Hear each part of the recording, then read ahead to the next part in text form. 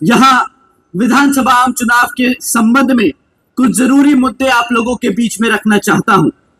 साथियों, पिछले 11 सालों से यहाँ दिल्ली प्रदेश में आम आदमी पार्टी की सरकार चल रही है, परंतु आज भी दिल्ली की हालत वैसी ही है जैसे आज से 11 साल पहले थी, जब आम आदमी पार्टी सत्ता में जीतकर यहाँ दिल्ली में आई थी।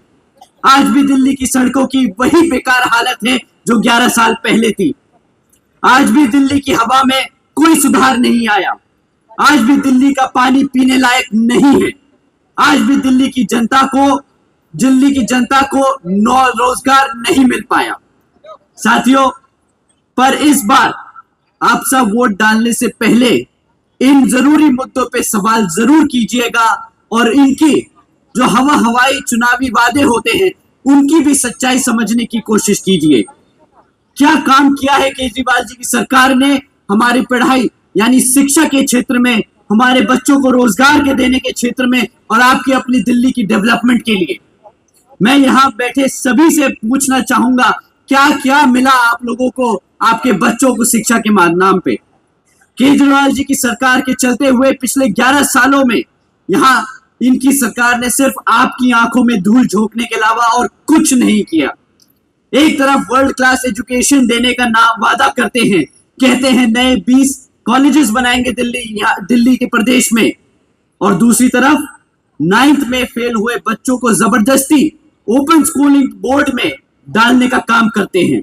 जहां पे हमारे बच्चे पास हो या फेल हो, केजरीवाल जी की सरकार को कोई फर्क नहीं पड़ता, क्योंकि national institute of open schooling में डालने के बाद ये बच्चे केजरीवाल जी की जिम्मेदारी नहीं होते। ये बहुत चौड़ के बोलते हैं कि जब से मैंने दिल्ली में सत्ता बनाई, जब से मैं दिल्ली की सत्ता में आया हूं, तो मैंने अपने दिल्ली के स्कूलों में, सरकारी स्कूलों में बच्चों को पढ़ाने लिखाने का काम किया है। हमने एवरेज स्कूलों की बच्चों की पासिंग मार्क्स बढ़ा दिए। परंतु सच बात तो यह है कि केजरीवाल जी की सरकार की रिपोर्ट कार्ड में जब ये बच्चे ओपन स्कूलिंग में डाल दिए जाते हैं तो उन्हें ट्रांसफर स्टूडेंट दिखाते हैं। तो बच्चे जो फेल हो गए वो तो ये काउंट करते नहीं। जो बच्चे अपने आप से, अपनी मेहनत से पास हो जाते हैं, उसका श्रेय लेने ये जरूर वहां पहुंच जाते हैं। सच तो यह है कि आज 40% से ज्यादा बच्चे 9th फेल हो जाते हैं, और एक बार फेल होने के बाद इनकी शिक्षा के क्षेत्र में आगे बढ़ने के लिए तकलीफें बढ़ जाती हैं। और आप सभी जानते हैं कि सरकारी स्कूलों में पढ़ने वाले बच्चे किस समाज से आते हैं। यहाँ बैठे हमारे सभी सदस्य जानते हैं कि ये हमारे SC, OBC, ST, पिछड़े गरीब समाज के बच्चे हैं जो सरकारी स्कूलों में पढ़ते हैं, और केजरीवाल जी इन्हीं समाज के बच्चों के, हमारे ही समाज के बच्चों की शिक्षा से खिलवाड़ करने का काम करते हैं। एक तरफ बाबा साहब डॉक्टर भीमराव अंबेडकर जी को अपना आदर्श मानते हैं, दूसरी तरफ उन्हीं के समाज के बच्चों की जिंदगी से खिलवाड़ करते हैं। साथियों, यही केजरीवाल जी की सोच, सामाजिक यही सोच है, ये हमारे समाज के बच्चों को आगे बढ़ने से रोकने की कोशिश करते हैं, क्योंकि ये जानते हैं कि अगर हमारे समाज के बच्चे पढ़ लिख गए तो अपने हकों के लिए भी लड़ने के लिए तैयार हो जाएंगे। ये चाहते नहीं कि हमारे समाज के बच्चे अपने पैरों पर खड़े होकर अपने हकों के लिए लड़े। साथियों, ये इनका कोई पहला झूठ नहीं है। ये इनका कोई पहला झूठ नहीं कि ये वर्ल्ड क्लास एजुकेशन सिस्टम बनाएंगे। इनका दूसरा झूठ कि हम दिल्ली के युवाओं को रोजगार देंगे। केजरीवाल जी ने एक नहीं कई बार ये वादा किया है। 2014 में उन्होंने वादा किया था कि मैं दिल्ली में 8 लाख रोजगार दूंगा। उसके बाद 2022 में दोबारा वादा किया कि मैं 20 लाख से ज्यादा सरकारी नौकरी दूंगा, यानी टोटल में 28 लाख से ज्यादा रोजगार देने का वादा किया था।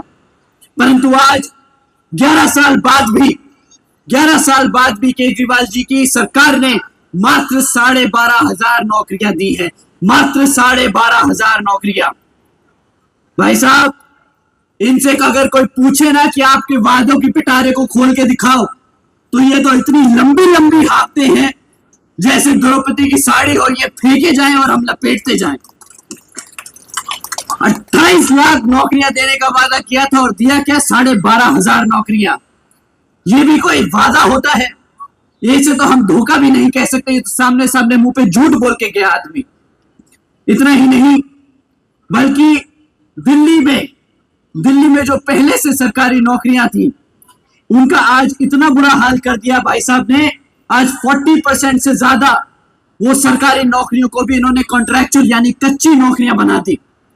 एक तरफ तो इन्होंने पक्की नौकरियां दी नहीं, दूसरी तरफ जो सरकार में पहले पक्की नौकरियां थी उनको भी आधी से ज्यादा नौकरियों को कच्ची बना दिया, ताकि कच्ची नौकरियों में इन्हें बाबा साहब का दिया हुआ जो हमारा आरक्षण है वो ना देना पड़े।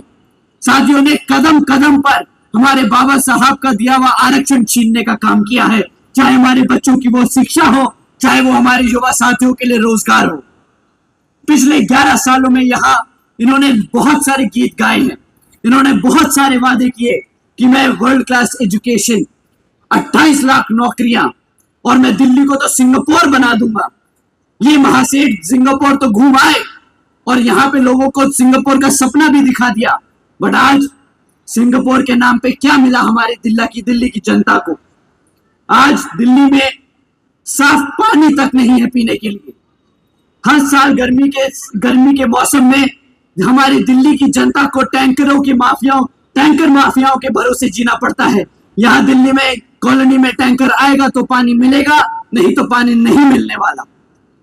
साथियों, ये है सिंगापुर इनका, ये है आम आदमी पार्टी का सिंगापुर, जहां पे साफ पानी नहीं मिल सकता। ये किस तरीके के मुख्यमंत्री हैं?